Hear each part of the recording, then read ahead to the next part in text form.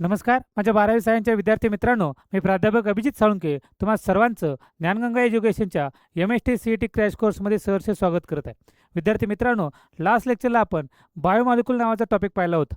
त्याच्यावर आधारित म्हणजे लास्ट लेक्चरला आपण काय की एम-एस-टी सी-ई-टी बेसवर ज्या क्वेश्चनवर आपल्याला ज्या कन्सेप्टवर क्वेश्चन्स आलेले आहेत ते सर्व कन्सेप्ट आपण लास्ट लेक्चरमध्ये काय केलेत कंप्लीट केलेले आहेत. आज आपल्याला PYQमध्ये जे क्वेश्चन्स आलेले आहेत लास्ट इयरला बायोमॉलिक्यूलच्या रिलेटेड ते क्वेश्चन्स आज आपल्या ह्या लेक्चरमध्ये कंप्लीट करायचे. चला वन बाय वन आपण हा करायचा टॉपिक सॉल्व करून घेऊ आपण. पहिला क्वेश्चन काय सांगितलं आहे, which from the following statement is not true about for the nucleic acid. हे लक्षात घ्या, न्यूक्लिक ॲसिडच्या बाबतीमध्ये याच्या दिलेल्या स्टेटमेंटमधलं कोणतं स्टेटमेंट बरोबर नाही, नॉट ट्रू, हे आपल्याला शोधायचं आहे. ओके, मग आता आपल्याला आधी माहीत पाहिजे की न्यूक्लिक स्ट्रक्चर ॲक्च्युली कसं असतं. तर आपल्याला लक्षात काय ठेवायचं सांगितलं आहे, पी एस लक्षात ठेवलं आपण. काय पी एस. ओके झालं. आणि एस जो आहे त्याला अटॅच काय करायचं आपल्याला, तर बेस अटॅच करायचं. एसला अटॅच काय करायचं, बेस अटॅच करायचं. पी म्हणजे काय, पी म्हणजे फॉस्फेट. पी म्हणजे काय, फॉस्फेट आहे. त्यानंतर काय एस म्हणजे काय, तर एस म्हणजे शुगर आहे. आणि राहिलं काय, बी म्हणजे काय आहे, बेस आहे. मग आता आपल्याला हे सोडून याच्यामध्ये काय प्रेझेंट आहे, एस आहे या ठिकाणी 3 नंबर आहे आणि फॉस्फेट आहे या ठिकाणी 5 नंबर आहे. ओके, मग 5 एंड. ओके, आता काय दिलेलं आहे, 5 end of a polynucleotide has a free phosphate group. बरोबर आहे. 5 नंबरला काय ग्रुप प्रेझेंट आहे, तर फॉस्फेट ग्रुप प्रेझेंट आहे. पुढं तर nucleic acid contain backbone of COC linkage. आता याच्यामध्ये आपल्याला कुठं COC लिंकेज दिसते का, तर कुठंच लिंकेज नाही. ठीक आहे, आपण तोपर्यंत बघू आपण. दुसरं म्हणजे हा आपल्याला 100% चुकीचा आहे, म्हणजे बरोबर नाही येतो. मग आपल्याला काय बघायचं, पुढचा बघून घेऊ आपण. Polynucleotide has a free OH group at third एंडला. फ्री OH ग्रुप म्हणजे हा एस आहे, त्याला कोण अटॅच झाला आहे, बेस म्हणजे काय आला, OH मायनस प्रेझेंट आला. हे बरोबर आहे. पुढं काय दिलेलं आहे, neighbouring nucleotide are bonded to the phosphate diester linkage formation होतं. याचा अर्थ याच्यामध्ये COC लिंकेज. बघा क्वेश्चन नंबर काय सांगितले की न्यूक्लिक ॲसिड मतलब कोणते जे दिलेलं स्टेटमेंट कोणतं बरोबर नाही, तर कोणतं बरोबर नाही, तर nucleic acid contain backbone from of COC linkage. कुठलं, COC लिंकेज. नेक्स्ट क्वेश्चन बघून घ्या आपण. Which from the following statement is correct about saccharic acid. आता सॅकरिक ॲसिडचं स्ट्रक्चर आपल्याला माहीत पाहिजे, तर मग आपण काय करू शकतो, सॉल्व करू शकतो. सॅकरिक ॲसिड काल शिकवलं आपण, 2 ग्रुप काय पाहिजे, COH पाहिजे, त्याला काय पाहिजे, CH. त्यानंतर काय आला, OH आला, CH. त्यानंतर काय आला, COOH आला. हे किती टाईम्स आहेत, हे किती आहेत, तर 4 टाईम्स आहेत. किती टाईम्स आहेत, 4 टाईम्स आहेत. ओके, आणि मग आपल्याला काय करायचं आहे, ओके ठीक आहे, हे किती टाईम्स आहेत, 4 टाईम्स आहेत. आणि आम्हाला शोधायचं आहे की त्याच्या रिगार्डिंग काय काय याच्यामध्ये प्रेझेंट आहे. बरं, हे मी जर एक्सपांड केलं, ॲक्च्युली हे स्ट्रक्चर आहे, पण हे जर स्ट्रक्चर आपण जर काय केलं, एक्सपांड केलं, म्हणजे जरा लॉंग फॉर्ममध्ये लिहिलं, तर आपल्याला काय स्ट्रक्चर तयार होते ते बघून घेऊ. हे स्ट्रक्चर आहे, फक्त मी आता काय करतो, सिम्प्लिफायमध्ये आपल्याला ह्याच्या रिगार्डिंग कसं पाहिजे त्यानुसार तयार करतोय. बघा पहिला ग्रुप कोण आहे, COH आहे, या ठिकाणी COH आहे. मग इथं अटॅच झाला C, इथं कोण झाला H. त्यानंतर ह्याला काय प्रेझेंट आहे, OH प्रेझेंट आहे. किती कार्बन पाहिजेत बघा, 4 टाईम्स आहे, म्हणजे 4 कार्बन पाहिजेत, म्हणजे 1 2 3 आणि 4. आणि त्याला परत कोणता ग्रुप अटॅच आहे, COH. ओके, टोटल कार्बन किती झाले बघा, 1 4 आणि 1 किती झाले, 6 झाले. ओके, नीट समजून घ्या, अवघड नाही. याच्यामध्ये सॅकरिक ॲसिडचा फॉर्म्युला होता. मग आपण काय केलं, हे CHOH 4 टाईम्स आहे, आपण फक्त त्याला डिस्टिंग्विश केलं, सेपरेशन केलं. पुढं काय मिळणार आपल्याला, ह्या साईडला OH, ह्या साईडला OH. त्यानंतर मिळालं आपल्याला इकडं काय आला, OH, इकडं H, इकडं आला OH आणि इथं किती आला H. हे काय, हे दोन्ही सॅकरिक ॲसिडचे स्ट्रक्चर आहेत. दोन्ही काय आहेत, सॅकरिक ॲसिडचे. मग आता सॅकरिक ॲसिडचे स्टेटमेंट आता वाचू आपण. काय सांगितलंय, इट कंटेन टू कार्बोझिल ग्रुप. काय विचार आपल्याला, 2 कार्बोझिल ग्रुप याच्यामध्ये काय आहेत, प्रेझेंट आहे असं म्हणतात. आणि 4 काय पाहिजेत, हायड्रॉक्सी ग्रुप आहेत का, तर बघून घेऊ आपण. बघा OH ग्रुप किती आले याच्यामध्ये, तर बघा 1 2 3 4. 4 OH म्हणजे 4 हायड्रॉक्सी ग्रुप आले का, आले. त्यानंतर आणखी काय विचारले आपल्याला, काय विचारले, 2 कार्बोझॅलिक ग्रुप बरोबर आहे. इथे एक कार्बोझॅलिक ग्रुप आणि हा एक कार्बोझॅलिक ग्रुप प्रेझेंट आहे. याचा अर्थ 2 कार्बोझॅलिक ग्रुप आणि काय झाले 4 हायड्रॉक्सी ग्रुप, म्हणजे पहिलाच ऑप्शन याच्यामध्ये काय आला आपल्याला करेक्ट आला. हे का करेक्ट आला तर मला काय माहिती होतं तर सॅकरिक ॲसिडचे स्ट्रक्चर माहिती होतं. सॅकरिक ॲसिडमध्ये 4 नंबर काय असतात OH ग्रुप असतात आणि 2 नंबर काय असतात कार्बोझिल ग्रुप याच्यामध्ये प्रेझेंट असतो. चला नेक्स्ट क्वेश्चन समजून घेऊ आपण. काय दिले बघा. What type of a glycosidic linkage are developed when excess glucose is to be stored for the future use in human animal? Okay, ॲनिमलमध्ये आपल्याला काय करायचं आहे ग्लायको. आता इथे ए आणि बी दिसते, हे लक्षात घ्या. ए या ठिकाणी A is nothing but the alpha आणि B is nothing but the beta, एवढं लक्षात ठेवा. म्हणजे हे जे ऑप्शन दिलेले आहेत ए इज इक्वल टू काय, एच्या ठिकाणी लक्षात ठेवा ते अल्फा आहे आणि बीच्या ठिकाणी काय आहे ते बीटा आहे, एवढं लक्षात घ्या. म्हणजे अल्फा आणि बीटा आहे. ओके, आणि मग आपल्याला याच्यामध्ये ॲनिमल कोणते ग्लुकोज स्टोअर करतात तर याच्यामध्ये तर लक्षात ठेवा 1614 कुठे गेलं हा या ठिकाणी, म्हणजे अल्फा 14 आणि अल्फा 16 हे ग्लायकोसिडिक लिंकेज असतं. कशामध्ये एक्सेस ग्लुकोज स्टोअर केल्यानंतर काय एक्सेस ग्लुकोज कोणकोणते लक्षात ठेवलं आपण, हे अल्फा 14 आणि alpha 16 glycosidic linkage are present कशात excess glucose to be store for the future use of animals. चला क्वेश्चन नंबर 4 समजून घेऊ आपण. ग्लुकोज आयसोमेरेज बघा, what is the function of glucose isomerase. तर ग्लुकोज आयसोमेरेज म्हणजे काय करतं तर ते ग्लुकोजचं कन्वर्जन कशामध्ये केलं जातं फ्रुक्टोजमध्ये केलं जातं. बघा नीट समजून घ्या. ग्लुकोज आयसोमेरेज म्हणजेच काय तर ग्लुकोजचं कन्वर्जन कशामध्ये झालं पाहिजे ते झालं पाहिजे फ्रुक्टोजमध्ये. ग्लुकोजचं कन्वर्जन फ्रुक्टोजमध्ये म्हणजेच ग्लुकोज आयसोमेरेज. बघून घ्या याच्यामध्ये टू हायड्रोलाइज स्टार्च नाही, conversion of glucose into fructose आला ऑप्शन आपल्याला करेक्ट मिळाला. म्हणजे काय ग्लुकोज आयसोमेरेज म्हणजेच माहिती होतं आपल्याला, काय माहिती होतं ग्लुकोजचं कन्वर्जन कशात झालं पाहिजे फ्रुक्टोजमध्ये झालं पाहिजे. म्हणजे क्वेश्चन नंबर 4चा आन्सर आपल्याला काय मिळालं आता बी ऑप्शन मिळाला. चला नेक्स्ट क्वेश्चन बघून घेऊ. What are the different functional group present in a glucose cyanohydrin, म्हणजे CN ग्रुप आला पाहिजे. ओके, आपण स्ट्रक्चर ड्रॉ करू आपण ग्लुकोज सायनोहायड्रीनचं. ओके, आणि मग आपल्याला ह्याच्यामध्ये समजेल की कोणकोणते फंक्शनल ग्रुप ह्याच्यामध्ये प्रेझेंट आहेत. स्ट्रक्चर काढल्याशिवाय आपल्याला ते काय समजणार नाही. पण आपल्याला एवढं लक्षात राहिलं की सायनोहायड्रीन आहे नावामध्ये, जर नाही लक्षात आलं तर सायनो याचा अर्थ CN ग्रुप ह्याच्यात 100% प्रेझेंट आहे. काय प्रेझेंट आहे CN हा 100% ग्रुप प्रेझेंट आहे. म्हणजे आपल्याला काय मिळालं 2 ऑप्शन आपल्याला डायरेक्टली मिळाले, कट झाले डायरेक्टली. कोणता कट झाला हा बी नावाचा ऑप्शन कट झाला आणि काय झाला डी नावाचा कट झाला. म्हणजे राहिले 2, एक CN दोघांमध्येच आहे. फक्त आपल्याला अल्डेड ग्रुप प्रेझेंट आहे का OH ग्रुप प्रेझेंट आहे एवढंच आपल्याला याच्यामध्ये बघायचं आहे. बाकीचं सायनोहायड्रीनवरून CN तर आपल्याला मिळाला. चला बघून घ्या स्ट्रक्चर. काय मिळालं आपल्याला CN पहिलाच आहे. त्यानंतर काय मिळालं आपल्याला CHOH, काय फॉर्म्युला बघा CHOH, त्यानंतर CHOH आणि किती टाइम्स लागायचे आपल्याला 4 टाइम्स, आणि त्यानंतर काय म्हणा आपल्याला CH2OH. बघा हे जे स्ट्रक्चर आहे हे कसं आहे, हे ग्लुकोज सायनोहायड्रीनचं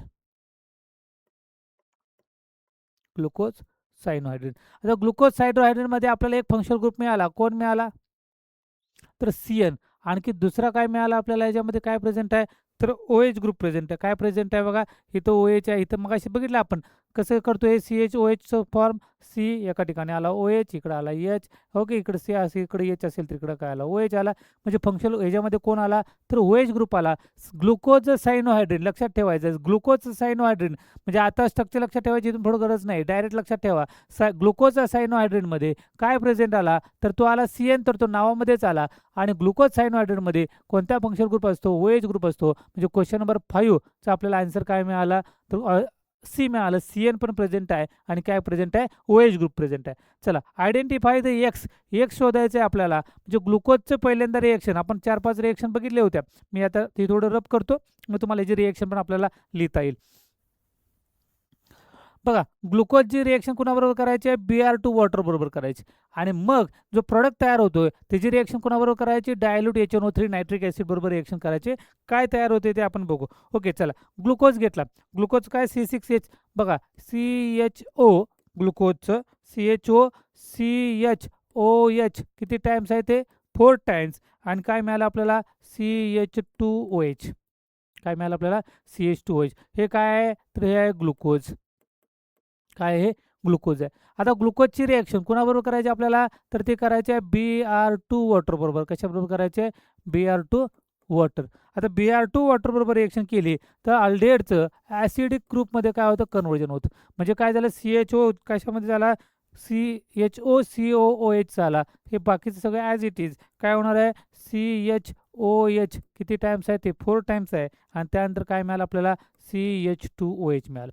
म्हणजे आपल्याला प्रॉडक्ट काय मिळाला ए नंबरचा प्रॉडक्ट मिळाला. बघा नीट समजून घ्या. ग्लुकोज होतं, ग्लुकोजची रिॲक्शन केली, ग्लुकॉनिक ॲसिड तयार झालं. ग्लुकोजची रिॲक्शन झाली, काय तयार झाले ग्लुकॉनिक ॲसिड तयार झालं. आता ग्लुकॉनिक ॲसिड ए ऑप्शन आपल्याला विचारलं का नाही विचारलं. काय विचारलं आपल्याला एक्स विचारलं पण ए आपल्याला मिळालं ग्लुकॉनिक ॲसिड. ग्लुकॉनिक ॲसिडची रिॲक्शन केली कशाबरोबर करायची आपल्याला डायल्यूट HNO3 बरोबर करायची. कशाबरोबर करायचे डायल्यूट HNO3.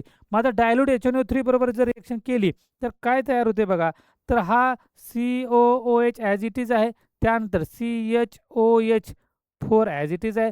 चेंज झाला CH2OHचं कन्वर्जन झालं COOH. आता हे बघितल्यासारखं स्ट्रक्चर दिसतंय ना आपल्याला. कशाचं आहे रे ते तर ते आहे सॅकॅरिक ॲसिडचं. कशाचं आहे ते सॅकॅरिक ॲसिड. आताच बघितलं 2 कार्बोझिलिक ग्रुप प्रेझेंट आहेत आणि 4 OH ग्रुप प्रेझेंट आहेत. म्हणजे याचं नाव काय आहे सॅकॅरिक ॲसिड. काय आहे बॅ सॅकॅरिक ॲसिड. म्हणजे मिळालं आपल्याला काय क्वेश्चन नंबर 6 ऑप्शन काय मिळाला आपल्याला बी मिळाला. ओके चला नेक्स्ट क्वेश्चन बघू आपण. Identify the group of a glucose involve in the formation of a ring. Okay ring फॉर्मेशनमध्ये हा कोणता ग्रुप याच्यामध्ये प्रेझेंट आहे फॉर्म्युल म्हणजे CHO आहे. ओके परत OH आणखी काय दिलेलं OH ऑफ C4 म्हणजे कार्बन 4 नंबरचा OH ग्रुप असेल. कार्बन 5चा OH ग्रुप आहे. ओके मग आता आपल्याला काय करावं लागेल तर याच्यामध्ये आयडेंटिफाय आपल्याला ग्रुप आयडेंटिफाय करायचं आहे. हे लक्षात ठेवा काय रिंग स्ट्रक्चर कशाचं ग्लुकोजचं. रिंग स्ट्रक्चर कशाचं ग्लुकोजचं. तर हे फॉर्म्युल म्हणजे काय मिळालं आपल्याला ग्रुप तो आला CHO ग्रुप. फॉर्म्युल म्हणजे कोणता आला CHO ग्रुप. आणि अल्कोहोलिक ग्रुप म्हणजे कोण आला याच्यामध्ये OH ग्रुप. जे दोन्ही दिलेले आहेत आपल्याला फॉर्म्युल दिलेले आहेत आणि अल्कोहोलिक ग्रुप. ओके मग आता फॉर्म्युल आणि अल्कोहोलिक ग्रुप तर अल्कोहोलिक ग्रुप हे कुठं असतं तर कार्बन किती नंबरला ॲट कार्बन 5 नंबरला. किती नंबरला असतं कार्बन 5 नंबरला. Okay and this ring structure it is called as हे जे स्ट्रक्चर तयार होतं ते काय होतं हेमी ॲसिटल तयार होतं. काय तयार होतं हेमी ॲसिटल. ओके चला बघून घ्या आपल्याला याच्यामध्ये काय काय येतं की OH ग्रुप किती नंबरला पाहिजे 5 नंबरला पाहिजे. ओके OH ग्रुप किती नंबरला पाहिजे कार्बनच्या 5 नंबरला. मग कुठं मिळालं आपल्याला बघा OH ग्रुप कार्बन 5 नंबरला. OH ग्रुप कार्बनला 5 नंबरला. म्हणजे हे कॅन्सल झाला हा कॅन्सल झाला. आणखी फक्त OH ग्रुप पाहिजे का नाही दोन्ही ग्रुप पाहिजेत. कोण पाहिजे ते फॉर्म्युल ग्रुप पण पाहिजे आणि OH ग्रुप पण पाहिजे. मग फॉर्म्युल जो ग्रुप आहे तो कशामध्ये आहे तर reaction between the formyl group. Formyl group पाहिजे आणि OH ग्रुप पाहिजे. ओके आणि OH किती नंबरला पाहिजे 5 नंबरला पाहिजे. बघा मग आता आपल्याला फॉर्म्युला आहे OH 4ला मग हा कॅन्सल झाला. फॉर्म्युला आहे आणि OH आहे म्हणजे हा ऑप्शन काय आपल्याला करेक्ट मिळणार आहे. परत सी काय OH आहे इथं काय संबंध नाही. OH आला ह्या ठिकाणी 2 नंबरला इथं OH पण 2 नंबरला ही कॅन्सल झाला. म्हणजे क्वेश्चन नंबर 7चा आपल्याला आन्सर काय मिळणार आहे बी मिळणार आहे. पण आपण स्ट्रक्चर जर ड्रॉ करून बघितलं आपण तर आपल्याला माहित होतं काय की रिंग ओपनिंग ग्लुकोजसाठी काय OH ग्रुप किती नंबरला पाहिजे 5 नंबरला पाहिजे. तरी देखील आपण आणि बरं ठीक आहे लेंथी स्ट्रक्चर ड्रॉ करण्यापेक्षा एवढंच लक्षात ठेवा काय करा की glucose involve in formation of ring structure. Ring स्ट्रक्चरमध्ये पार्टिसिपेट व्हायचं असेल तर OH ग्रुप कशाला पाहिजे 5 नंबर कार्बनला अटम पाहिजे प्लस फॉर्म्युल ग्रुप काय होणार आहे अटॅच होणार आहे. चला नेक्स्ट बघून घेऊ. Which from the following molecule does not produce मोनोसॅक्राइड. does not produce two monosaccharides molecule on acid hydrolysis. Okay मोनोसॅक्राइड 2 मोनोसॅक्राइड तयार करत नाही हा आपल्याला क्वेश्चन्स विचारलेला आहे. ओके मोनोसॅक्राइड म्हणजे आपल्याला माहिती आहे काय does not hydrolysis do not hydrolysis काय होत नाही हायड्रोलायसिस होत नाही. ओके मोनोसॅक्राइड्समध्ये मग आता हायड्रोलायसिस होत नाही. मग आपल्याला काय बघायचं आपल्याला की कोणते जे मोनोसॅक्राइड्स आहेत काय विचारलं which from the following molecule does not produce. दिलेले मॉलिक्युल आपल्याला 2 मोनोसॅक्राइड तयार करत नाहीत ऑन ॲसिड हायड्रोलायसिस हा क्वेश्चन विचारलेला आहे. ओके ह्याच्यामध्ये जर बघितलं आपण तर हे काय आहेत मोनोसॅक्राइड म्हणजे काय झालं स्मॉलर युनिट झाले. बाकीचे सगळे बघा ह्याच्यामध्ये कोण कोण आहे रायबोज इज मोनोसॅक्राइड. रायबोज कोण आहे तर मोनोसॅकराइड्स आहे या ठिकाणी. रायबोज कोण आहे? हा मोनोसॅकराइड असेल तर हा फर्दर त्याचं हायड्रोलायसिस होत नाही. रायबोज काय आहे? मोनोसॅकराइड. आणि सोडला तर आपण कोण आहे? माल्टोज आहे, शुक्रोज आहे किंवा लॅक्टोज आहेत. मॅक्रोज, सुक्रोज, लॅक्टोज हे काय करतात? फर्दर हायड्रोलायसिस होतं. काय होतं ते? फर्दर. का? तर हे सगळे कसे आहेत? हे डायसॅकराइड्स आहेत. काय आहे हे? डायसॅकराइड्स. म्हणजे ह्याच्यामध्ये 2 मोनोसॅकराइड्स काय प्रेझेंट आहेत. म्हणजे माल्टोज, सुक्रोज आणि लॅक्टोजमध्ये हे सगळे डायसॅकराइडचे एक्झाम्पल्स आहेत. आणि डायसॅकराइड्समध्ये 2 काय असणार आहेत? मोनोसॅकराइड्स असतील. आपल्याला नॉट प्रोड्यूस विचारले. कोण? 2 मोनोसॅकराइड कोण तयार करता येत नाही. तर रायबोज हा कोण आहे? रायबोजच मोनोसॅकराइड आहे.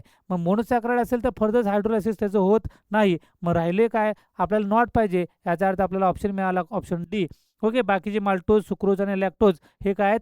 डायसॅकराइड्स आहेत. डायसॅकराइड्स म्हणजे 2 मोनोसॅकराइड्स त्याच्यामध्ये प्रेझेंट आहेत. ओके. चला नेक्स्ट बघू. What is the type of sugar is a raffinose? Okay.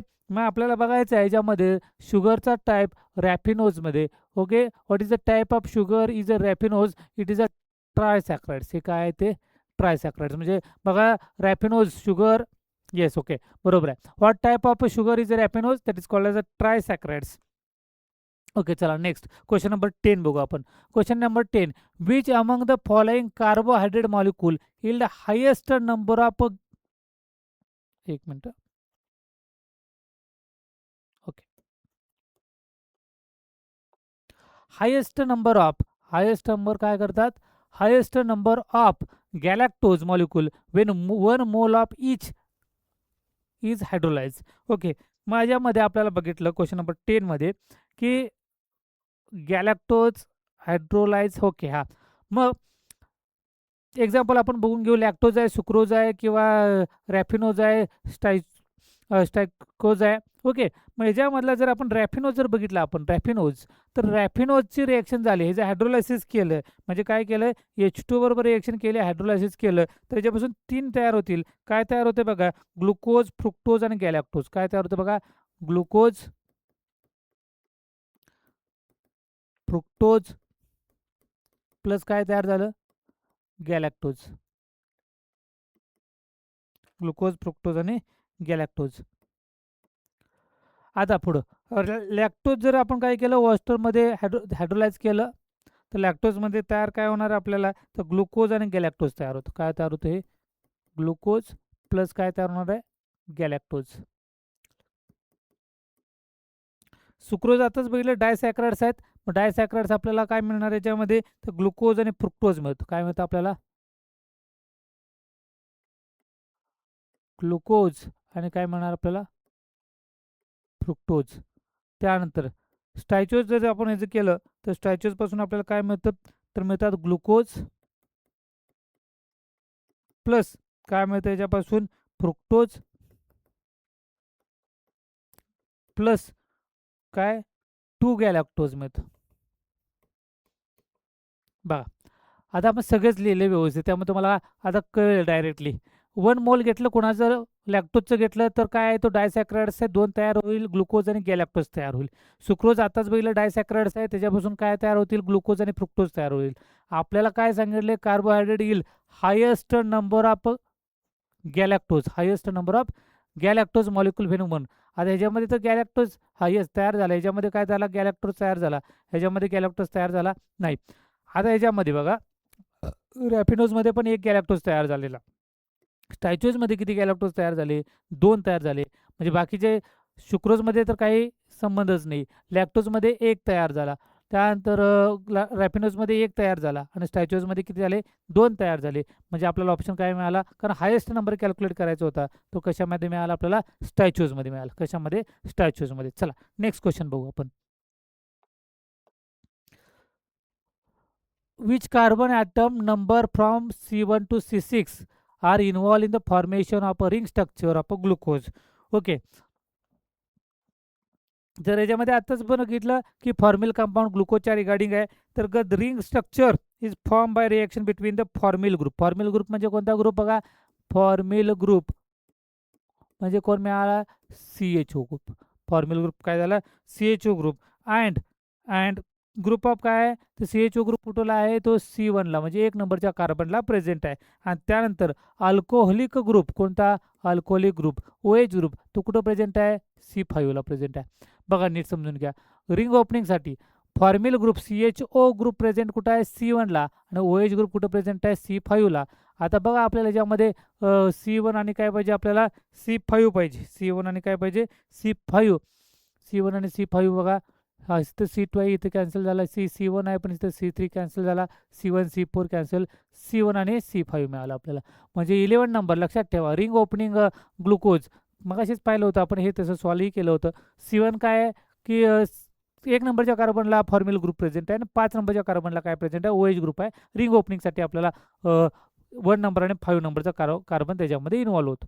Identify false statement चुकीचं स्टेटमेंट शोधायचं आपल्याला.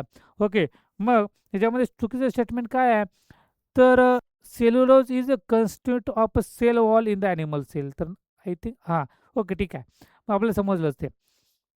हा जरा कन्फ्युजनमध्ये पुढे बघा. Starch common constituent of food grain correct आहे. Lactose is a constituent of milk बरोबर मिल्कमध्ये आपल्याला लॅक्टोज प्रेझेंट आहे. Animal store polysaccharide in their body in the form of glycogen हेही करेक्ट आहे. याचा अर्थ cellulose is a constituent of cell wall in the animal it is a wrong answer म्हणजे long statement. म्हणजे question number 12 question number 12चा answer आपल्याला काय मिळालं ए मिळालं कारण आपल्याला काय बघायचं आहे फॉल्स स्टेटमेंट आपल्याला याच्यातलं शोधायचं होतं. चला नेक्स्ट क्वेश्चन बघू. विच इज सी टर्मिनल रिड्यूस ग्लायसिल अॅलॅनिन. ओके मग याच्यामध्ये कोणता सी टर्मिनल रिड्यूस काय करतो ग्लायसिन ॲनालिनमध्ये. The end of having free carboxylic group is called C terminal. बघा the end free terminal for carboxylic group for carb end free the ring. एकच मिनटं क्वेश्चन नंबर हायेस्ट. ओके तर काय end having free carboxylic group और carboxyl group. बघा नीट समजून which C terminal मग त्यालाच काय म्हणलं जातं तर सी टर्मिनल म्हणलं जातं. यालाच काय म्हणलं जातं सी टर्मिनल. सी टर्मिनल कशाला म्हणायचं the end having a free carboxylic ग्रुपला काय म्हणलं आपण सी टर्मिनल म्हटलं. ओके पुढं काय the other end having a free amino group. बाकीचा जो other end having free amino group त्याला काय म्हणायचं तर त्याला म्हणायचं एन टर्मिनल. काय म्हणायचं त्याला आपण एन टर्मिनल. नावामध्ये आता बघा समजून जातं. ॲमिनो म्हणजे ह्याच्यात नायट्रोजन प्रेझेंट आहे. ओके आणि काय आहे ते कार्बोझी म्हणजे ह्याच्यात कार्बन प्रेझेंट आहे. The end having free carboxylic ग्रुपला काय म्हणायचं सी टर्मिनल म्हणायचं आणि जे एंड हॅव्हिंग फ्री ॲमिनो ॲसिडला काय म्हणायचं एन टर्मिनल म्हणायचं. ओके मग ह्या केसमध्ये काय करायचं आपल्याला एन टर्मिनल आणि सी टर्मिनल याचा अर्थ काय तयार होतं तर एन टर्मिनल आणि सी टर्मिनलला ग्लायसिन आहे आणि काय आहे ते ॲलॅनिन आहे. ग्लायसिन आणि काय ॲलॅनिन. ओके मग आपल्याला काय बघायचं आहे सी टर्मिनलला काय प्रेझेंट आहे तर सी टर्मिनलला ॲलॅनिन म्हणजे सी टर्मिनल झाला. ग्लायसिनला काय झालं एन टर्मिनल झाला. म्हणजे आपल्याला काय पाहिजे तर सी टर्मिनल रिड्यूस काय झाला ॲलॅनिन म्हणजे काय मिळालं ऑप्शन ए मिळालं. ओके नीट समजून घ्या. सी टर्मिनल कशाला म्हणायचं हे आधी कळालं पाहिजे. एन टर्मिनल कशाला म्हणायचं हे कळलं पाहिजे. सी टर्मिनल म्हणजे काय जे एंड फ्री फ्रॉम काय आहे कार्बोझॅलिक ग्रुप आहे त्याला सी टर्मिनल म्हणलं आणि end having free amino group त्याला काय म्हणलं एन टर्मिनल म्हणलं. मग ह्याच्यात ग्लायसिन आणि ॲनालिन झालं तर सी टर्मिनल म्हणजे काय आला ॲलॅनिन आला. एन टर्मिनल म्हणजे ग्लायसिन आला. आपल्याला सी टर्मिनल विचारला होता म्हणजे क्वेश्चन नंबर 13 काय मिळालं आपल्याला ए ऑप्शन मिळालं. पुढे बघा how many amino acid are linked together by N-1 amide bond. Okay तर याच्यामध्ये तर how many amino acids are link together by तर लक्षात घ्या याच्यामध्ये N-1 amide bond N-1 actually याच्यामध्ये किती आहे तर how many amino acids are link together तर N-1 अमाइड बॉन्ड असेल तर याच्यामध्ये N काय असतील ॲमिनो ॲसिड्स त्याच्यामध्ये प्रेझेंट्स असतील. चला नेक्स्ट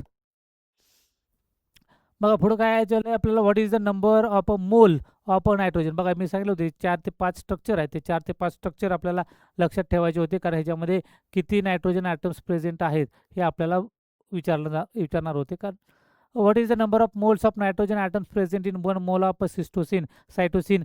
ओके, सायटोसिनमध्ये आता ॲक्च्युली स्ट्रक्चर आपल्याला करता आलं पाहिजे सायटोसिनचं. ओके, मग याच्यामध्ये तर अशा पद्धतीचं स्ट्रक्चर आहे. काय कॅल्क्युलेट करायचं आपल्याला की नायट्रोजन ॲटम्स किती प्रेझेंट आहे.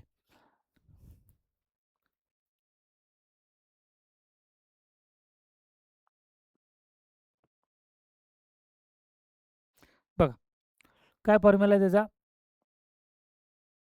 CnH2, त्यानंतर काय म्हणणार आपल्याला CH डबल बॉन्ड CH, त्यानंतर हे डबल बॉन्ड इथं आलं N, इथं आलं C डबल बॉन्ड O, यानंतर नायट्रोजन इथे H. Okay H. आता सायटोसिनमध्ये किती नंबर ऑफ काय पाहिजेत आपल्याला, 1 मोल ऑफ नायट्रोजनमध्ये हा येस 1 2 3 1 2 3 हा. आता हे झालं सायटोसिन, येस बरोबर आहे सायटोसिन. सायटोसिन आता किती नंबर नायट्रोजन प्रेझेंट आहेत बघा, इथं एक नायट्रोजन प्रेझेंट आहे, ही 2 नंबर आहे, हे 3 नंबर आहे. 3 नायट्रोजन प्रेझेंट झाले, म्हणजे ऑप्शन नंबर 15चं काय मिळालं आपल्याला, सी मिळालं. ऑप्शन नंबर म्हणजे क्वेश्चन नंबर 15चं ऑप्शन काय मिळालं आपल्याला, सी मिळालं. हे स्ट्रक्चर सायटोसिन आहे.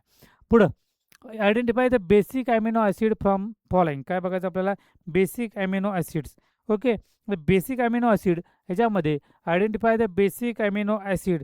तर histidine, the chain of histidine is, histidine कुठे हा येस, चेन ऑफ हिस्टिडीनलाच काय म्हणलंय, बेसिक अॅमिनो ॲसिड्स म्हणलं. काय म्हणलं त्याला, बेसिक अॅमिनो ॲसिड्स. म्हणजे क्वेश्चन नंबर 16 ऑप्शन काय मिळाला आपल्याला, डी भेटला. आयडेंटिफाय लक्षात घ्या, basic amino acid from the following. तर बेसिक कोण आहे, तो हिस्टिडीन आहे. काय आहे तो, हिस्टिडीन. हिस्टिडीन कंटेंट काय असणार आहेत, नायट्रोजन असेल आणि इट्स चेन लाईक स्ट्रक्चर असेल हिस्टिडीन. ओके, चला नेक्स्ट बघा, which of the following nitrogen containing base is not present in RNA. Okay, तर ह्याच्यामध्ये which of the following nitrogen containing base is not present in RNA. हां yes, ही काय आहे, thiamine आहे. याचं ऑप्शन काय, थायमिन. ॲडेनिन, गुन्यानिन, युरेसिन तर नाहीच आहे.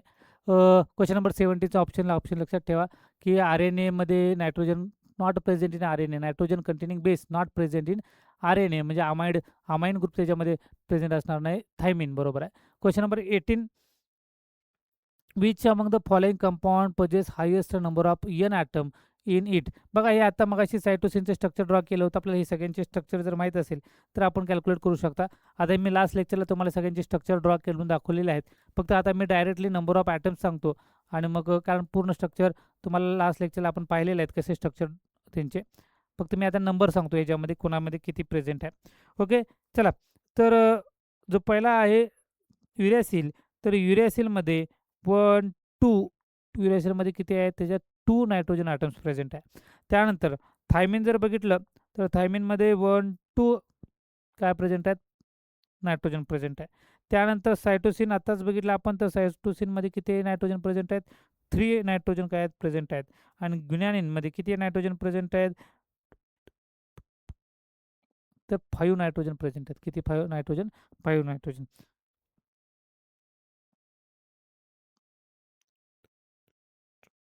ओके, आता मग आपल्याला काय विचारलं, हायेस्ट नंबर ऑफ, हे किमान हे तर एवढं लक्षात ठेवा, नाही स्ट्रक्चर लक्षात राहिलं. युरॅसिलमध्ये किती नायट्रोजन, 2 आहेत. थायमिनमध्ये 2 आहेत. सायटोसिनमध्ये आता कॅल्क्युलेट केलं 3 आहेत. आणि ग्युनॅनिनमध्ये किती आहेत, 5 नायट्रोजन आहेत. 2 रिंग याच्यामध्ये प्रेझेंट्स आहेत. Okay, highest number of nitrogen विचारलं आहे, तर आपल्याला काय मिळालं, ऑप्शन नंबर डी भेटला. ओके, चला नेक्स्ट बघू.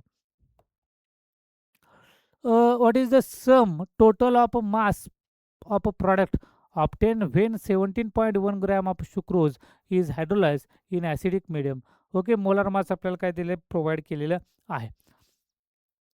तर 1 मोल ऑफ सुक्रोजपासून काय काय तयार होणार आहे, आपल्याला सुक्रोजचा फॉर्म्युला माहीत पाहिजे, तर आपण हे रिएक्शन ॲक्च्युली कशी होते ते आपल्याला सांगता येईल. काय होणार आहे बघा, C12H22O11, C12H22O11 plus H2O gives rise to आपल्याला काय मिळणार आहे, ग्लुकोज आणि फ्रुक्टोज मिळणार. काय मिळणार याच्यामध्ये, ग्लुकोज, ग्लुकोज आणखी काय मिळतं आपल्याला, फ्रुक्टोज मिळतं. ओके, ह्याची रिॲक्शन हायड्रोलायसिस केलं. ओके, म्हणजे 1 मोल हायड्रोलायसिस केलं आपण तर त्यापासून ग्लुकोज मिळणार आणि काय मिळणार आपल्याला, फ्रुक्टोज मिळणार आहे. ओके, तर ग्लुकोज आणि फ्रुक्टोज आपल्याला फॉर्म्युला माहिती आहे. ग्लुकोजचा काय C6H12, C6H12 आणि O6 आहे आणि फ्रुक्टोजचा फॉर्म्युला पण तोच आहे, फक्त स्ट्रक्चर फॉर्म्युला वेगळा आहे, C6H12 आणि O6 आहे. ओके, मग आता 1 मोल ऑफ सुक्रोज गिव्ज 1 मोल, म्हणजे 1 मोल हा काय, हा सुक्रोज आहे. काय तो सुक्रोज आहे. सुक्रोज काय करणार मग बघा, 1 मोल ऑफ सुक्रोज काय मिळतं आपल्याला, गिव्ज 1 मोल ऑफ, आपल्याला काय कॅल्क्युलेट करायचं आहे, what is the sum of total masses of product. 1 mole काय मिळणार आपल्याला, ग्लुकोज मिळणार आणि 1 मोल काय मिळणार आपल्याला, फ्रुक्टोज मिळणार. ग्लुकोज 1 मिळणार आणि काय मिळणार आपल्याला, फ्रुक्टोज मिळणार.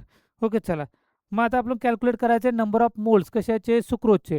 नंबर ऑफ मोल्स सुक्रोजचे कॅल्क्युलेट करण्यासाठी नंबर ऑफ मोल्स म्हणजे काय, गिवन मास डिवायडेड बाय काय, तर molar mass, given mass divide bye molar mass. कशाचं कॅल्क्युलेट करतोय आपण, सुक्रोजचं. आता लीट लक्षात घ्या, सुक्रोजचं कॅल्क्युलेट करतोय. गिवन मास कशाचं, सुक्रोजचं. किती दिलेलं आहे गिवन मास, 17.1 आणि मोलार मास किती दिलेलं आहे आपल्याला, 342 ग्रॅम किती दिलेलं आहे. म्हणजे हेच कॅल्क्युलेशन जर केलं आपण तर 17 दुनी 34 म्हणजे बरोबर डबल आहे. याचा अर्थ 1/2 पण किती पॉईंटमध्ये येईल, म्हणजेच किती येणार आहे ते 0.05 मोल येईल. किती येणार आहे, 0.05.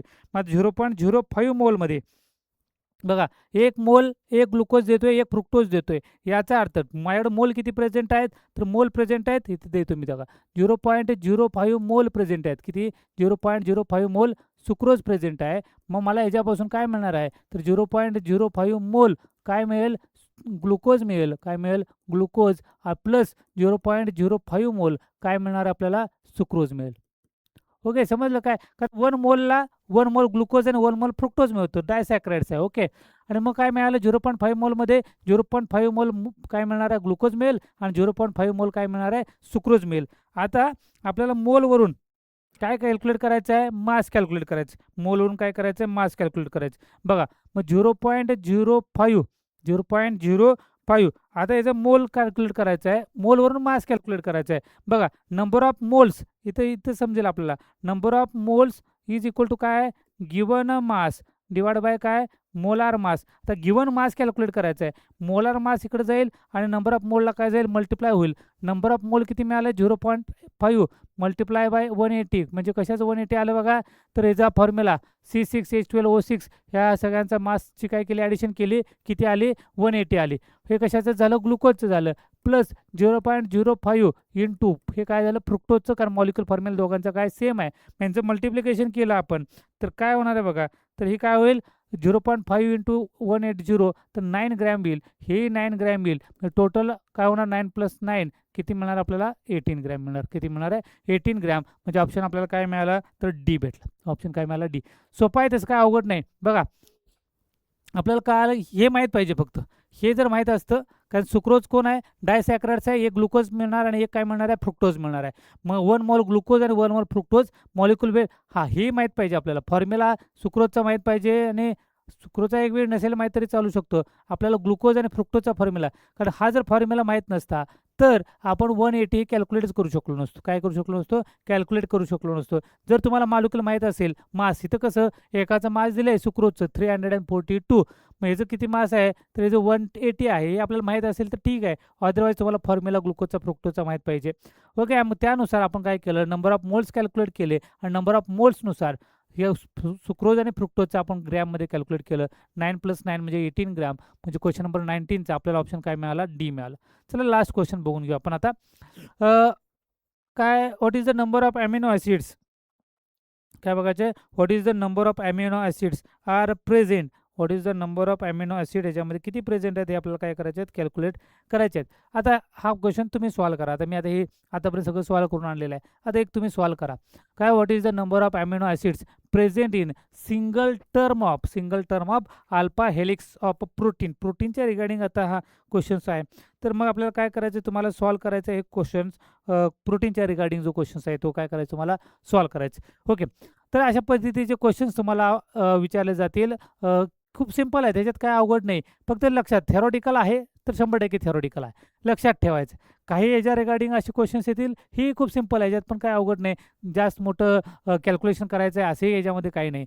छोट्या कॅल्क्युलेशनमध्ये सुद्धा आपण काय करू शकतो ते सॉल्व करू शकतो. सुटण्यासारखे क्वेश्चन्स याच्यामध्ये आहेत. त्यामुळे हा टॉपिक स्किप करायचा प्रयत्न करू नका, हा चांगला करा, जेणेकरून एक दोनदा जर व्यवस्थित वाचून घेतलं तर थेरॉटिकली तुमच्या लक्षात राहिलं तर खूप कमी वेळामध्ये तुम्ही हे जे क्वेश्चन सॉल्व करू शकता. जसं मी सांगितलं 10 सेकंदामध्ये क्वेश्चन सॉल्व करायचे असतात, 10-15 सेकंद, म्हणजे असे काही क्वेश्चन्स जेणेकरून आपल्याला न्यूमेरिकलचे क्वेश्चन्स आहेत किंवा ऑर्गॅनिकच्या रिएक्शन मेकॅनिझमचे क्वेश्चन्स असतील त्याच्यासाठी थोडासा जास्त वेळ लागेल.